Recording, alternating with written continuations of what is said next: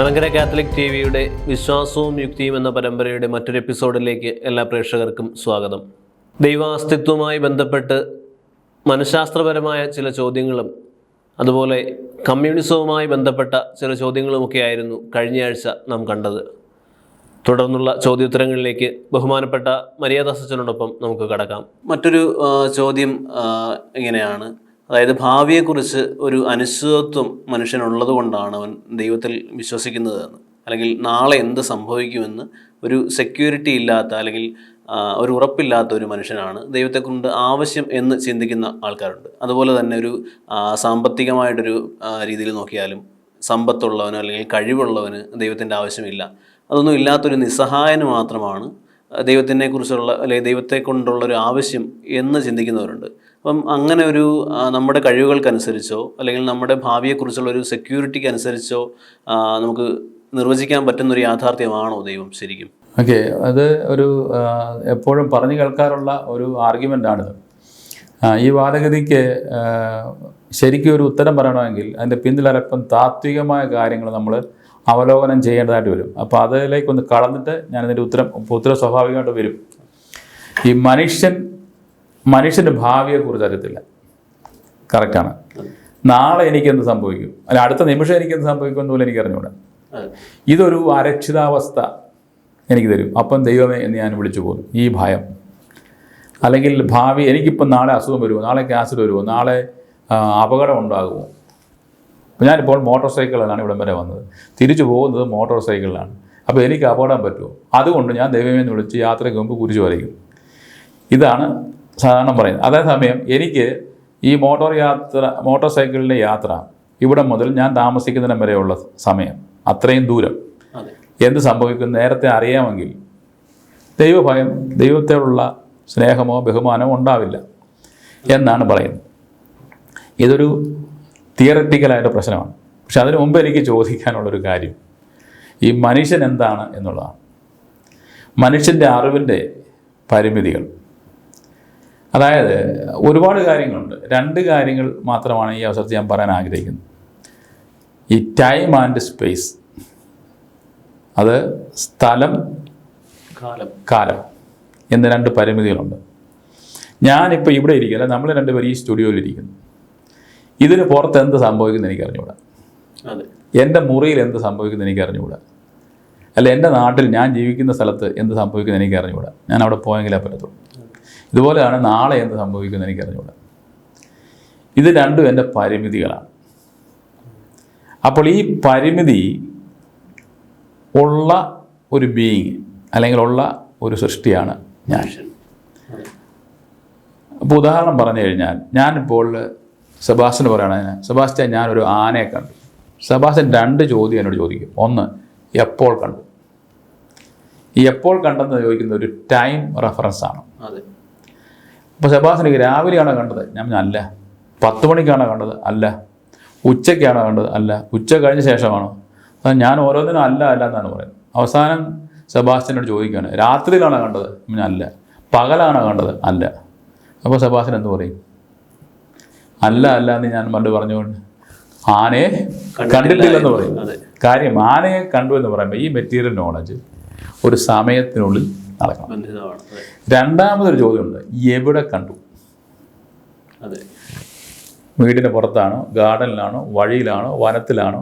ഓരോ ചോദ്യത്തിനും അല്ല. ഇനി കെട്ടിടത്തിൻ്റെ ടെറസിലാണോ? എല്ലാ സ്പേസും ഇദ്ദേഹം കവർ ചെയ്ത് കഴിഞ്ഞിട്ട് ഞാൻ ഓരോന്നിനും അല്ല എന്ന് പറഞ്ഞു കഴിഞ്ഞാൽ സെബാസ്റ്റ്യൻ എന്ത് പറയും? ആനയെ കണ്ടിട്ടേ ഇല്ല. കണ്ടിട്ടുണ്ട് എന്ന് ഞാൻ ക്ലെയിം പറഞ്ഞാൽ രണ്ട് കാര്യങ്ങൾ അതിൽ വരണം. ഒന്നെന്താണ്? എവിടെ വെച്ച് കണ്ടു, എപ്പോൾ കണ്ടു. ഈ രണ്ടിനെ ഞാൻ അങ്ങ് നിഷേധിച്ചു കഴിഞ്ഞാൽ ഉള്ള പ്രശ്നം എന്താണെന്ന് ചോദിച്ചു കഴിഞ്ഞാൽ എൻ്റെ ഈ അറിവ് തെറ്റാണ്. ഈ അറിവിന് സാധുതയേ ഇല്ല, ഞാൻ കണ്ടിട്ടേ ഇല്ലെന്നുള്ള കൺക്ലൂഷനിലേക്ക് ഇദ്ദേഹം വരും. ഒരു വിധത്തിൽ പറഞ്ഞാൽ മനുഷ്യനാക്കുന്നത് ഈ പരിമിതികൾ കൂടിയാണ്. എനിക്ക് ഈ സ്ഥലകാലത്തിന് അതീതമായിട്ടൊരു സംഭവം വന്നു കഴിഞ്ഞാൽ ഞാൻ അതിമാനുഷ്യനാവുകയാണ്. ഞാൻ ദൈവമായെന്നുള്ളതാണ്. ഞാൻ ചിലപ്പോൾ ചിന്തിക്കാറുണ്ട്, ശരിയാണ് നിർബന്ധമില്ല. ഈ ഏദൻ തോട്ടത്തിലെ കഥ പറയാമല്ലോ. കഥ പറയുമ്പോൾ അറിവിൻ്റെ വൃക്ഷത്തിൽ, ജ്ഞാനത്തിൻ്റെ വൃക്ഷത്തിൽ നിന്ന് ഭക്ഷിക്കാൻ അവകാശമില്ല. അത് ഭക്ഷിച്ചാൽ നീ ആരെ പോലാകുന്ന പിശാച് പറഞ്ഞേ, ദൈവത്തെ പോലാകുന്ന പറയാം. എന്ന് പറഞ്ഞ ഈ പരിമിതികളെ അതിജീവിച്ച് ദൈവമാകും. സ്ഥലകാലങ്ങളുടെ പരിമിതി ഇല്ലാതാക്കി പിന്നെ ഞാനാരാ? ഞാൻ പിന്നെ ദൈവമല്ലേ? അപ്പോൾ ഈ ചോദ്യത്തിനകത്ത് മണ്ഡലത്തിൽ ഇപ്പം പിടി കിട്ടിയോ? മനുഷ്യൻ മനുഷ്യനായിരുന്നു കൊണ്ട് ജീവിക്കുമ്പോൾ ഈ പരിമിതികളുണ്ട്. അപ്പൊ ഈ പരിമിതികൾ ഇല്ലാതെ വരുമ്പോൾ പിന്നെ ഞാൻ ദൈവമാണ്. ഈ ചരിത്രാതീത കാലം മുതൽ ഭാവിയിലുള്ള എല്ലാം പിന്നെ എൻ്റെ അറിവിനുള്ളിലേക്ക് വരികയാണ്. സ്പേസ് എനിക്കൊരു വിഷയമല്ല, പ്രസക്തിയില്ല. കാര്യം ലോകത്ത് എവിടെ നടക്കുന്നു, ഞാൻ സർവ്വജ്ഞാനിയായി മാറുകയാണ്. ദൈവത്തെ പോലെ ആകുന്നു എന്ന് പറയുന്നതിൻ്റെ കാര്യം അതാണ്. അപ്പോൾ ഈ അറിവിന് പരിമിതിയുണ്ട് മനുഷ്യൻ്റെ എന്നുള്ള കഥയാണ് വാസ്തവത്തിൽ ഈ ഉൽപ്പത്തി പുസ്തകം കിടക്കുന്നത്. മനുഷ്യൻ ആരാണ്? പരിമിതികളുള്ളവനാണ്. അവൻ്റെ അറിവിന് പരിമിതിയുണ്ട്, സ്ഥലകാല പരിമിതികളുള്ളവനാണ് മനുഷ്യൻ. സൃഷ്ടിക്കപ്പെട്ട മനുഷ്യൻ ആരാണെന്നൊരു കഥ പറയാണ്. പക്ഷേ മനുഷ്യൻ എപ്പോഴും ആഗ്രഹം എന്താണ്? ഈ പരിമിതികളെ അതിജീവിക്കാൻ. ഈ പുരോഗമനം കൊണ്ടുവരുന്നത് അങ്ങനെ തന്നെയാണ്. ഈ ചേതനയാണ് മനുഷ്യനെ നിശ്ചയിച്ചിരിക്കുന്ന ഒരു കഴിവ് കൂടിയാണത്. ഈ സ്പേസിനെ ഞാൻ എങ്ങനെയാണ് അതിജീവിക്കാൻ ശ്രമിക്കുന്നത് വെച്ച് കഴിഞ്ഞാൽ സ്പീഡ് കൊണ്ടാണ്. നടന്നുപോയി, പിന്നെ ഓട്ടം, പിന്നെ ചക്രത്തിലായ മൃഗങ്ങളെ ഉപയോഗിച്ചു, പിന്നെ സൈക്കിളായി, മോട്ടോർ സൈക്കിളായി, പിന്നെ പ്ലെയിനായി, റോക്കറ്റായി, അങ്ങനെ പോയിക്കൊണ്ടിരിക്കുകയാണ്. അപ്പോൾ ഇതിൻ്റെ പക്ഷേ പ്രകാശത്തിന് അപ്പുറത്തോട്ട് പോകാൻ പറ്റത്തില്ല, പ്രകാശവേഗത്തിന് അപ്പുറത്തോട്ടേക്ക് പോകാൻ പറ്റില്ല എന്നാണ് പറയുന്നത്. അപ്പോൾ ഈ സ്ഥലത്തെയും സമയത്തെയും ഒക്കെ ഞാൻ അതിലംഘിക്കാനുള്ള പരിശ്രമം ചെയ്യുന്നുണ്ടെങ്കിലും അപ്പോഴും ഞാൻ മനുഷ്യനാണ്. അത് എത്ര പുരോഗതി വന്നാലും മനുഷ്യനാണ്.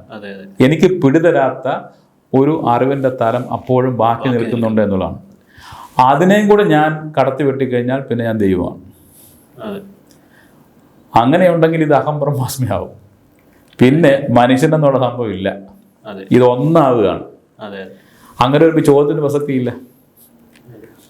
ഇനി ആയത് ഞാൻ ദൈവമായി പോകും. അപ്പം ദൈവം ഇല്ലെന്ന് അന്തരം സമ്മതിക്കാൻ പറ്റത്തില്ല. ഞാൻ ദൈവമായി തീരുകയാണ്. അപ്പോൾ ഈ ചോദ്യത്തിലൊരു മണ്ഡലമുണ്ട്. മനുഷ്യന്റെ പരിമിതികൾ അവൻ അതിലംഘിച്ച് കഴിഞ്ഞു കഴിഞ്ഞാൽ ദൈവമായി കഴിഞ്ഞാൽ അതുകൊണ്ട് ദൈവം എന്ന് പറയാൻ പറ്റുമോ? അപ്പോഴും ചോദ്യം തെറ്റാണ്.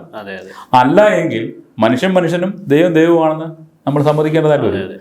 അതുകൊണ്ടാണ് നമ്മൾ ഈ താത്വികമായ ഒരു ബാക്ക്ഗ്രൗണ്ടിൽ അതിനെ കണ്ടു കഴിഞ്ഞാൽ ഈ ചോദ്യം അല്ലെങ്കിൽ കാണിക്കുന്ന സംശയങ്ങൾ അർത്ഥരഹിതമായ ചോദ്യമാണ് എന്നുള്ളതാണ് എനിക്കതിനുള്ള മറുപടി. ശാസൻ പറഞ്ഞ ഈ ഒരു ഉത്തരം പ്രേക്ഷകർക്ക് ഒന്നുകൂടി വ്യക്തമാകുന്നതിനായിട്ട് ഒന്ന് പറയാം. മനുഷ്യൻ്റെ കുറച്ച് പരിമിതികളും അതുമായിട്ട് ബന്ധപ്പെട്ടുള്ളൊരു ദൈവ സങ്കല്പം എന്നുള്ള രീതിയിലായിരുന്നു നമ്മുടെ ചോദ്യം. അപ്പം അച്ഛൻ പറയുകയുണ്ടായി, ഈ പരിമിതികൾ തന്നെയാണ് അവൻ്റെ മനുഷ്യത്വത്തിൻ്റെ അടയാളം, അല്ലെങ്കിൽ പരിമിതികൾക്കപ്പുറം അവൻ തന്നെ ദൈവമായിട്ട് മാറുന്ന ഒരവസ്ഥയിലേക്ക് പോകും. അപ്പം ഈ ഒരു ദൈവാസ്തിത്വവും പരിമിതവും എന്നുള്ള രീതിയിലുള്ളൊരു ചോദ്യം അങ്ങനെ നമുക്ക് കൈകാര്യം ചെയ്യാൻ കഴിഞ്ഞു. ഈ ഒരു ഉത്തരത്തിൽ അച്ഛൻ ഇടയ്ക്ക് സൂചിപ്പിക്കുകയുണ്ടായി ഏദൻ തോട്ടത്തിലെ ആദത്തിൻ്റെ ഹവ്വയുടെയൊക്കെ കാര്യം അച്ഛൻ സൂചിപ്പിക്കുകയുണ്ടായി. അതോട് ബന്ധപ്പെടുത്തി ഒരു ചോദ്യം ചോദിക്കാൻ ആഗ്രഹിക്കുക. അതായത് എന്തുകൊണ്ടാണ് ഇപ്പം ദൈവത്തിന് മുൻകൂട്ടി അറിയാമായിരുന്നു ആദവും ഹവ്വയും പാപം ചെയ്യുമെന്നും മുൻകൂട്ടി ദൈവത്തിന് അറിയാമായിരുന്നെങ്കിൽ, അതായത് ഒരു സമയത്തെക്കുറിച്ചുള്ളൊരു ഇതാണ് വരുന്നത്, അറിയാമായിരുന്നെങ്കിൽ എന്തുകൊണ്ടാണ് ദൈവം അത് മുൻകൂട്ടി തടയാതിരുന്നത് എന്നുള്ളൊരു ചോദ്യം പലരും ചോദിച്ചിട്ടുള്ള ഒരു ചോദ്യമാണത്. അതുപോലെ തന്നെ ഇപ്പോഴും മനുഷ്യൻ എന്തുകൊണ്ട് തെറ്റ് ചെയ്യുന്നു, ദൈവത്തിന് മുൻകൂട്ടി അറിയില്ലേ എന്നുള്ളൊരു ചോദ്യം പലപ്പോഴും നമ്മളോട് ചോദിക്കാറുണ്ട്. അപ്പോൾ അതിനെന്തായിരിക്കും നമുക്കൊരു മറുപടി കൊടുക്കാൻ പറ്റുക? ആ ചോദ്യത്തോടെ ഒന്ന് ബലപ്പെടുത്താൻ വേണ്ടി പറയാം. യൂദാസ് ഒറ്റ കൊടുക്കുമെന്ന് ഈശോയ്ക്ക് അറിയാമായിരുന്നു. പിന്നെ എന്തിനാണ് യൂദാസിനെ ശിഷ്യനാക്കി വെറുതെ ഒരു പ്രശ്നം ഉണ്ടാക്കിയത് എന്തിനാണ് എന്നും ചോദിക്കാറുണ്ട്. ഇത് മുമ്പ് പറഞ്ഞ ടൈം ആൻഡ് സ്പേസുമായിട്ട് ബന്ധപ്പെട്ട് നിൽക്കുന്നതാണ്. അതോടൊപ്പം തന്നെ മറ്റൊരു കാര്യം കൂടെ നമ്മൾ ചേർത്ത് വെച്ച് ചിന്തിക്കേണ്ടതായിട്ട് വരും. ഓരോ സങ്കല്പങ്ങളും മനുഷ്യൻ അത് കൈകാര്യം ചെയ്യുമ്പോൾ കൃത്യമായിട്ടുള്ളൊരു ഫ്രെയിം വർക്കിൽ, പശ്ചാത്തലത്തിലാണ് അത് ഫങ്ഷൻ ചെയ്യുന്നത്. എങ്കിൽ മാത്രമേ അതിനെ മനസ്സിലാക്കുന്നതിന് നമുക്ക് പറ്റത്തുള്ളൂ. ഞാനൊരു ഉദാഹരണം പറയാം. ഞാൻ ബാസ്കറ്റ് ബോൾ കളിക്കും. അതിനകത്ത് പോയിൻറ്റ്സാണ് വിജയം നിർണ്ണയിക്കുന്നത്. ഒരു ചെസ്സ് കളിക്കാരൻ ഒരു ദിവസം ബാസ്കറ്റ് ബോൾ കളിക്കാൻ വന്നിരിക്കട്ടെ. ചെസ്സ് കളിയിൽ ചതുരംഗത്തിൽ കരുക്കളെ വെട്ടി പുറത്ത് കളയുമ്പോഴാണ് ജയിക്കുന്നത്. ഇയാൾ കോർട്ടിൽ വന്നിട്ട് ഓരോരുത്തരെ വെട്ടി പുറത്ത് കളയാം. അഞ്ചാമത്തെ ആളെ വെട്ടി കഴിഞ്ഞപ്പോൾ ആൾ പുറത്ത് പോയി, ഫൗൾ പിടിച്ച് പുറത്തിറക്കി വിട്ടു. അപ്പോൾ ഇയാൾ പറയുകയാണ്, ഞാൻ ഇന്നലെ കളിച്ചപ്പോൾ ജയിക്കുകയായിരുന്നു, അതുകൊണ്ട് എന്നെ പുറത്താക്കി. അല്ലെങ്കിൽ ഒരാൾ വോളിബോൾ കളിക്കാരൻ വരുന്നു, ഫുട്ബോൾ കളിക്കാരൻ. ഈ ഫുട്ബോൾ കളിക്കാരൻ വോളിബോൾ കളിക്കാരൻ ചോദിക്കുകയാണ്, എത്ര ബോളിനാണ് ജയിച്ചത്? എന്ന് പറഞ്ഞാൽ വോളിബോളുകാരൻ ഉത്തരം പറയാൻ പറ്റില്ല. അതെ. അയാൾ പറയും ഇത് ഗോളിനല്ല ജയിക്കുന്നത്, സെറ്റിനാണ്. ക്രിക്കറ്റ് കളിക്കാൻ വേണ്ടി ഫുട്ബോളുകാരൻ പോകാനും പ്രശ്നമുണ്ട്. ക്രിക്കറ്റിൽ പന്തടിച്ച് സ്റ്റേഡിയത്തിന് പുറത്ത് കളഞ്ഞാൽ അല്ലെങ്കിൽ കോർട്ടിന് പുറത്ത് കഴിഞ്ഞാൽ 6 പോയിന്റ് കിട്ടും. ഇതാണെങ്കിൽ ഓപ്പോസിറ്റ് ടീമിന് പന്ത് കൊടുക്കും.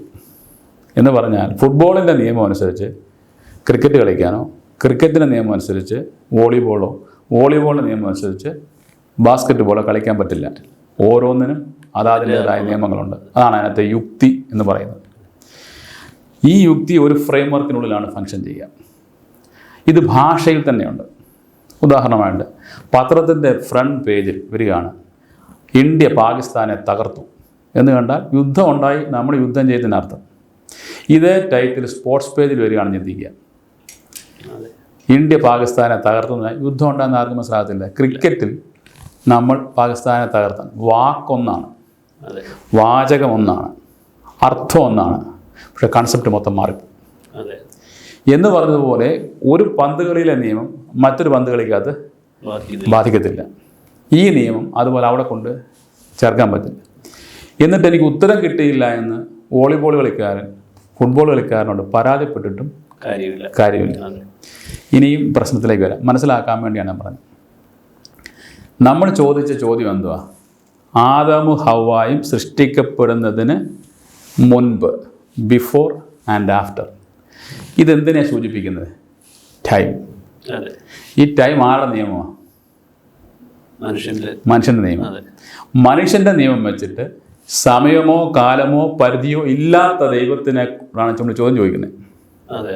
അപ്പോൾ ഈ ഫ്രെയിം വർക്കിനുള്ളിലെ നിയമം എടുത്ത് ദൈവത്തിന് അപ്ലൈ ചെയ്തിട്ട് ഉത്തരം താ എന്ന് പറഞ്ഞു കഴിഞ്ഞാൽ ദൈവം പോലും ചുറ്റിപ്പോകും. എന്ന് പറഞ്ഞാൽ ചോദ്യം തെറ്റാണ്. ഇത് ചെസ് കളിയാണെന്ന് സങ്കല്പിക്കുക. ഈ ചെസ് കളിയുടെ പരിമിതിക്കുള്ളിൽ നിൽക്കുന്ന ഒരു ചോദ്യം ചെസ് അല്ലാത്ത മറ്റൊരാളോട് കളിക്കുന്ന മറ്റൊരാളോട് ചോദിച്ചാൽ ഉത്തരം എങ്ങനെ കിട്ടും എന്നൊരു പ്രശ്നമുണ്ട്. പരിമിതികൾക്ക് അതീതമായി നിൽക്കുന്ന, സ്ഥലകാല പരിമിതികൾക്ക് അതീതമായി നിൽക്കുന്ന ദൈവത്തിൻ്റെ ഒരു പ്രവൃത്തിയെ സ്ഥലകാല പരിമിതിക്കുള്ളിൽ നിന്നുകൊണ്ട് വിധിക്കാൻ നമുക്ക് പറ്റുമോ എന്നുള്ളതാണ് ചോദ്യം. ഈ യുക്തി പിടികിട്ടിക്കഴിഞ്ഞാൽ ഈ ചോദ്യം ഇല്ലാതായി പോവുകയാണ്. കാരണം ദൈവത്തിന് ഭൂതവും ഭാവിയും ഇല്ല, പ്രസൻസ് മാത്രമേ ഉള്ളൂ. അപ്പോൾ ഈ ചോദ്യം ഉണ്ടല്ലോ, സൃഷ്ടിക്കുന്നതിന് മുൻപ്, സൃഷ്ടിച്ചതിന് ശേഷം എന്നൊക്കെ പറയുന്ന കാര്യങ്ങൾ വാസ്തവത്തിൽ ഭാഷയിൽ അങ്ങനെ പറയാം. അതിനാണ് നമ്മൾ ലോജിക്കൽ കൊഹിയറൻസ് എന്ന് പറയുന്നത് ഇല്ലാതെ പോകുന്നത്.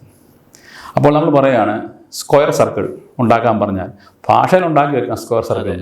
യാഥാർത്ഥ്യത്തിൽ സ്ക്വയർ സർക്കിൾ ഉണ്ടാക്കാൻ പറ്റില്ല. നല്ല നീളമുള്ള കുള്ളനായൊരു മനുഷ്യൻ എനിക്ക് ഭാഷയിൽ പറയാൻ പറ്റും. ആ ഭാഷയിൽ നിന്ന് പറഞ്ഞതുകൊണ്ട് യാഥാർത്ഥ്യത്തിൽ അതെനിക്ക് കാണിച്ചു കൊടുക്കാൻ പറ്റില്ല. ഭാഷയ്ക്കുള്ളിൽ മാത്രം ഫങ്ഷൻ ചെയ്യുന്ന ഒരു നിയമം പ്രവൃത്തി മണ്ഡലത്തിൽ കൊണ്ടുവരാൻ പറ്റില്ല. ഇത് രണ്ടും കൂടെ കമ്പാറ്റബിൾ ആകുമ്പോഴേ എനിക്ക് ചെയ്യാൻ പറ്റത്തുള്ളൂ. അപ്പോൾ ഈ കൊഹിയറൻസ് എവിടെയാണെന്നുള്ളതാണ് പ്രശ്നം. ഒരു പ്രത്യേക തട്ടകത്തിനുള്ളിൽ മാത്രം വർക്ക് ചെയ്യുന്നൊരു കൊഹിയറൻസിനെ അതിൻ്റെ പിൻബലത്തിൽ അതുമായിട്ട് യാതൊരു ബന്ധമില്ലാത്തടത്ത് കൊണ്ടുപോയിട്ട് ഞാൻ അപ്ലൈ ചെയ്യുമ്പോഴാണ് ഇതുപോലെയുള്ള സ്യൂഡോ പ്രോബ്ലംസ് അല്ലെങ്കിൽ കപട പ്രശ്നങ്ങൾ എന്ന് വേണമെങ്കിൽ പറയാം. യഥാർത്ഥത്തിൽ പ്രശ്നമില്ല എന്നുള്ളതാണ്. പക്ഷേ ഇതിൻ്റെ ബുദ്ധിമുട്ട് എന്താണെന്ന് ചോദിച്ചു കഴിഞ്ഞാൽ മനുഷ്യനെ സംബന്ധിച്ചിടത്തോളം ഈ പ്രശ്നം ഒരു പ്രശ്നമായിട്ട് നിൽക്കും. നമ്മൾ വെയിറ്റ് ചെയ്യേണ്ടി വരും. സ്ഥലകാല പരിമിതികൾക്ക് അപ്പുറത്തേക്ക് നമ്മൾ എന്നെത്തുന്നുവോ അന്ന് മാത്രമേ നമുക്ക് ഈ ബോധജ്ഞാനം നമുക്കുണ്ടാക്കാൻ പറ്റത്തുള്ളൂ. അതുവരെ ഇത് മനുഷ്യൻ്റെ മനസ്സിൽ യുക്തിഭദ്രമാണെന്ന് തോന്നിപ്പിക്കുന്ന ഒരു ചോദ്യമായിട്ട് മാത്രം നിൽക്കുന്നു. കാരണം സ്ഥലമോ കാലമോ അതിൻ്റെ പരിമിതികളോ അനുഭവിക്കാത്ത ദൈവത്തെ സ്ഥലകാല പരിമിതികൾക്കുള്ളിൽ മാത്രം സെൻസിബിളായിട്ടുള്ള യുക്തിയുള്ള ഒരു ചോദ്യം കൊണ്ട് നമുക്ക് എങ്ങനെ നേരിടാൻ പറ്റും? അപ്പോൾ ദൈവത്തിന് അനന്തമായ ജ്ഞാനത്തിനുള്ളിൽ അതിനൊരു ഉത്തരമുണ്ട്. എനിക്കതിനെ എൻ്റെ പരിമിതമായ ജ്ഞാനത്തിൽ, പരിമിതികളുള്ള ജ്ഞാനത്തിൽ എനിക്ക് എങ്ങനെ മനസ്സിലാക്കാൻ പറ്റും എന്നുള്ള മറുചോദ്യമാണ് ആ ചോദ്യത്തിനുള്ള ഉത്തരം. മനുഷ്യന് സങ്കല്പിക്കാൻ കഴിയുന്നതിനേക്കാൾ ബൃഹത്തായ ഒരു പ്രപഞ്ചത്തിലെ ഒരു ചെറിയ ഒരു കണിക മാത്രമാണ് ഭൂമി എന്ന് നമ്മൾ പറയാറുണ്ട്. അല്ലെങ്കിൽ അതാണ് അതിൻ്റെ ഒരു യാഥാർത്ഥ്യം എന്ന് പറയുന്നത്. ഇങ്ങനെ വളരെ ചെറിയൊരു അംശമായ ഈ ഭൂമിയിൽ ഇരുന്നുകൊണ്ട് ഈ ഭൂമിയിലെ ഒരു ജീവിയായ മനുഷ്യൻ, യുക്തി വിചാരമുള്ള ഒരു മനുഷ്യൻ ഈ പ്രപഞ്ചത്തെ സൃഷ്ടിച്ച ദൈവത്തെക്കുറിച്ച് സംസാരിക്കുകയാണ്. അപ്പം പലരും അതിനെക്കുറിച്ച് ചോദിക്കാറുള്ളത് എങ്ങനെയാണ് നമുക്ക് സാധിക്കുക എന്നാണ്. കാര്യം ഇത്രയും ബൃഹത്തായ ഒരു പ്രപഞ്ചത്തിൽ ഈ വളരെ ചെറിയ കണികയായ ഒരിടത്തിരുന്നുകൊണ്ട് നമ്മൾ പറയുകയാണ് ഇതിനെയെല്ലാം സൃഷ്ടിച്ചത് ദൈവമാണെന്ന്. അപ്പം അതിൻ്റെ ഒരു യുക്തിയെക്കുറിച്ച് പലരും ചോദിക്കാറുണ്ട്. എന്താണ് അതിൻ്റെ ഒരു മറുപടിയായിട്ട് നമുക്ക് പറയാൻ സാധിക്കുക? നമുക്കങ്ങനെ സംസാരിക്കുന്നതിൽ എന്തെങ്കിലും തടസ്സമുണ്ടോ? അതായത് ഈ ഒരു പ്രപഞ്ചത്തിൻ്റെ സൃഷ്ടാവിനെക്കുറിച്ച് ഈ ഭൂമിയിൽ ഇരുന്നുകൊണ്ട് മനുഷ്യന് സംസാരിക്കാൻ സാധിക്കുമോ? ഈ ചോദ്യത്തിനകത്തുള്ള രണ്ട് കാര്യങ്ങളാണ്. ഒന്ന്, ദൈവം എന്ന് പറയുന്ന അനന്തമായ യാഥാർത്ഥ്യം, അതുപോലെ തന്നെ പ്രപഞ്ചം അനന്തമായൊരു യാഥാർത്ഥ്യം. ഇതിൻ്റെ ഒരു ചെറിയ കോണെന്ന് പറയാൻ പോലും പറ്റില്ല, ഒരു ഡസ്റ്റ് പാർട്ടിക്കിൾ പോലെയാണ് ഭൂമി. അതിൻ്റെ ഉള്ളിൽ നിൽക്കുന്ന ഒരു മനുഷ്യന് എങ്ങനെയാണ് ഈ വലിയ യാഥാർത്ഥ്യങ്ങളെക്കുറിച്ച് ഉള്ള അറിവ് തന്നെ ലഭിക്കുന്നത് എന്നുള്ളത് പ്രശ്നം. ഒരു രീതി, ഒരു വലിയ സർക്കിൾ ഉണ്ടെന്ന് വിചാരിക്കുക. ആ സർക്കിളിനുള്ളിൽ ഒരു ചെറിയ സർക്കിൾ എന്ന് പറഞ്ഞാൽ ആ ചെറിയ സർക്കിള് മനുഷ്യനും ഈ വലിയ സർക്കിൾ അനന്തമായ ദൈവികമായ യാഥാർത്ഥ്യവുമാണ്. അപ്പോൾ ഈ ചെറിയ സർക്കിളിന് വലിയ സർക്കിളിനെ കുറിച്ച് ചിന്തിക്കാൻ പറ്റുമോ എന്ന് ചോദിച്ചു കഴിഞ്ഞാൽ ഈ ചെറിയ സർക്കിളിന് ഉള്ളിലുള്ള സ്പേസ് ഈ വലിയ സർക്കിളിൻ്റെ ഭാഗം തന്നെയാണ്. അതുകൊണ്ടാണ് ബൈബിളിൽ മറ്റൊരു ഭാഷ പറയും, ദൈവം തൻ്റെ സാദൃശ്യത്തിലും ഛായയിലും മനുഷ്യനെ സൃഷ്ടിച്ചു എന്ന് പറഞ്ഞാൽ മനുഷ്യനിൽ ഈ ദൈവീക അംശം ഉണ്ട് എന്ന് ചുരുക്കം. ഇവൻ അതിൻ്റെ ഭാഗമാണ്. ഇവൻ ഇതിന് പുറത്തായിരുന്നെങ്കിൽ ഈ ചോദ്യത്തിന് കൂടുതൽ പ്രസക്തി ഉണ്ടാകുമായിരുന്നു. പക്ഷേ അതിന് പുറത്താകാൻ നമുക്ക് പറ്റത്തില്ല. സൃഷ്ടിക്കപ്പെട്ടതെല്ലാം ഈ അനന്തമായ ചൈതന്യത്തിൻ്റെ ഉള്ളിലാണ്. വിശുദ്ധ തോമസ് അക്വിനാസിനെ പോലുള്ളവർ അതുകൊണ്ട് പറയും, നമ്മുടെ രക്ഷയ്ക്ക് ആവശ്യമായിട്ടുള്ള അത്രയും നമുക്ക് വെളിപ്പെടുത്തപ്പെട്ടിട്ടുണ്ട്. നമ്മൾ അതിനെക്കുറിച്ച് ക്ലെയിം ചെയ്യുന്നുണ്ട്. എൻ്റെ രക്ഷയ്ക്ക് ആവശ്യമായിട്ടുള്ള, അല്ലെങ്കിൽ ഞാൻ ഉൾപ്പെടുന്ന മനുഷ്യവംശത്തിൻ്റെ രക്ഷയ്ക്ക് ആവശ്യമായിട്ടുള്ള കാര്യങ്ങൾ എനിക്ക് വെളിപ്പെടുത്തപ്പെട്ടിട്ടുണ്ട്. മറ്റൊരു രീതിയിൽ പറഞ്ഞാൽ ദ ഡിവൈൻ റീസൺ എന്ന് പറയും, ദൈവികമായ ആ ജ്ഞാനം. അത് അപാരം, അപരിമേയം. അതിനകത്ത് നമ്മളൊന്നുമല്ല. എന്നാൽ ഈ അപരിമേയമായ ജ്ഞാനം പ്രകൃതിയിൽ ഞാൻ എന്തിൻ്റെ ഭാഗമായി നിൽക്കുന്നുവോ ആ പ്രകൃതിയിൽ വെളിപ്പെടുത്തപ്പെട്ടിട്ടുണ്ട്. അതിന് നമ്മൾ നാച്ചുറൽ ലോ എന്നാണ് പറയുക. ഈ വെളിപ്പെടുത്തപ്പെട്ട അറിവ്. ഉദാഹരണമായിട്ട് ഞാനൊരു വസ്തു ഡ്രോപ്പ് ചെയ്ത് കഴിഞ്ഞാൽ, വിട്ട് കഴിഞ്ഞാൽ താഴേക്ക് പോകും. ന്യൂട്ടൻ്റെ തലയിൽ വീണ ആപ്പിൾ എന്നൊക്കെ പലരും നമ്മൾ പറയാറുണ്ട്. അപ്പോൾ ഭൂഗുരുത്വ സിദ്ധാന്തങ്ങൾ ഉണ്ടാകുന്നു, അതിൻ്റെ നിയമങ്ങളുണ്ടാകും. അപ്പോൾ അത്രയും വെളിപ്പെട്ട് കിട്ടിയിട്ടുണ്ട്. പക്ഷേ ഞെട്ടറ്റ ഒരാപ്പിൾ താഴേക്ക് വീഴും. എന്തുകൊണ്ടത് മുകളിലേക്ക് പോകുന്നതെന്ന് ചോദിച്ചു കഴിഞ്ഞാൽ താഴേക്ക് വീഴുന്ന ഭൂഗുരുത്വമുണ്ട്.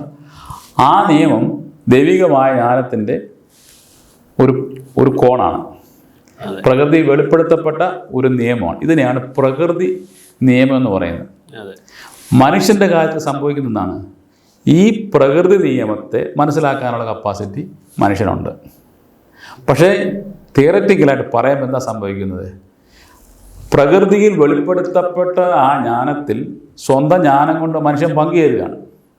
അപ്പോൾ ഇവൻ്റെ രക്ഷയ്ക്ക് ആവശ്യമായിട്ടുള്ളത് അവന് ലഭിക്കുകയാണ്. എന്ന് പറഞ്ഞാൽ പ്രകൃതി നിയമങ്ങൾ മനസ്സിലാക്കി അതിനനുസരിച്ച് യുക്തിഭദ്രമായ സ്വച്ഛതയുള്ള ഒരു ജീവിതം നയിക്കുന്നതിന് ഇയാൾക്ക് സാധിക്കും. അതുകൊണ്ട് ഇയാളൊരു മരത്തെ കയറിയിട്ട് കൈവിടരുത്, ഒരു താഴെ വീഴും. കാരണം ആ ദൈവത്തിൻ്റെ പദ്ധതിയാണ്, ഇവൻ സൂക്ഷിക്കണം. അപ്പം തെങ്ങ കയറി കൈവിട്ടിട്ട് ദൈവം താങ്ങിക്കോളും എന്ന് പറയുന്നത് മണ്ടത്തരമാണ്. കാരണം ദൈവത്തിൻ്റെ ഹിതമാണ് ഈ ഡ്രോപ്പ് ആകുന്ന സംഗതികളെല്ലാം താഴോട്ട് പോകുന്നത്. അവിടെ ദൈവത്തിൻ്റെ ബുദ്ധിയെ പരീക്ഷിക്കാനാണ് ശ്രമിക്കേണ്ടത്. മോട്ടോർ സൈക്കിൾ ഓടിക്കും, നമ്മൾ ചെറുപ്പക്കാർ ഒരുപാട് പേര് ആക്സിഡൻറ്റിൽ പെട്ട് മരിക്കുന്നു. ഇതിനൊരു വേഗത്തിൻ്റെ പരിധി നിശ്ചയിച്ചിട്ടുണ്ട്. അതിനെ അതിലംഘിച്ചിട്ട് ദൈവം കാത്തില്ല എന്ന് പരാതി പറയുന്നതാണ് മണ്ടത്തരം. കാര്യം ദൈവത്തിൻ്റെ അനന്തമായ ജ്ഞാനം ഈ പ്രകൃതി നിയമങ്ങളിലൂടെ വെളിപ്പെടുത്തപ്പെട്ടിട്ടുണ്ട്. ഇതിൽ പാർട്ടിസിപ്പേറ്റ് ചെയ്യുന്നതിന് ഉള്ള വകതിരിവ് അല്ലെങ്കിൽ ബുദ്ധി മനുഷ്യന് ദൈവം കൊടുത്തിട്ടുമുണ്ട്. അപ്പോൾ എൻ്റെ ഈ ചെറിയ സർക്കിളിനുള്ളിൽ വെളിപ്പെടുത്തപ്പെട്ട് കിട്ടുന്ന ദൈവിക നിയമങ്ങളും പ്രകൃതി നിയമങ്ങളുടെ വെളിപ്പെടുത്തലുകളും എൻ്റെ ജീവിതത്തെ ഭദ്രമാക്കാനുള്ളതുണ്ട്. അതുകൊണ്ടാണ് വിശുദ്ധ തോമസ് അക്വീനാസിനെ പോലുള്ളവർ പറയുന്നത്, ഈ ദൈവിക ജ്ഞാനം വെളിപ്പെടുത്തപ്പെട്ടതാണ് പ്രകൃതിയിൽ, പ്രകൃതി നിയമമായിട്ട് നമ്മൾ മനസ്സിലാക്കുന്നതും. And we are participating in the divine plan through the natural law എന്ന് പറയുന്നത്. അപ്പോൾ നമുക്ക് ആവശ്യമുള്ള അത്രയും നമുക്കുണ്ട് എന്നുള്ള നിലപാടാണ് നമ്മൾ ക്രിസ്തുമതത്തിൽ സ്വീകരിച്ചിരിക്കുന്നത്. അതായത് നമ്മൾ ഒരു വലിയ ഒരു ദൈവിക പദ്ധതിയുടെ അല്ലെങ്കിൽ ദൈവിക ജ്ഞാനത്തിൻ്റെ ഒരു ചെറിയ ഭാഗത്ത് നമ്മളിരിക്കുന്നു. അപ്പം നമ്മുടെ ഈ അറിവെന്ന് പറയുന്നത് ദൈവത്തിൻ്റെ ഒരു അറിവിൻ്റെ ഒരു ഭാഗം തന്നെയാണ്. അതെ, അപ്പം ഈ ഒരു അറിവിൽ നിന്നുകൊണ്ട് നമുക്ക് ദൈവത്തെക്കുറിച്ച് ചിന്തിക്കാനുള്ളൊരു അർഹത ഉണ്ട്. നമ്മുടെ രക്ഷയ്ക്ക് ആവശ്യമായ അത്രയും നമുക്ക് തരപ്പെട്ടിട്ടുണ്ട്. അതെ. പക്ഷേ ഈ ഒരു എപ്പിസോഡ് നമ്മളിവിടെ പൂർത്തിയാവുകയാണ്. ഈ ഒരു അവസരത്തിൽ നമ്മുടെ പ്രേക്ഷകരുടെ എല്ലാം പേരിലുള്ള ഒരു നന്ദി അച്ഛൻ അറിയിക്കുന്നു.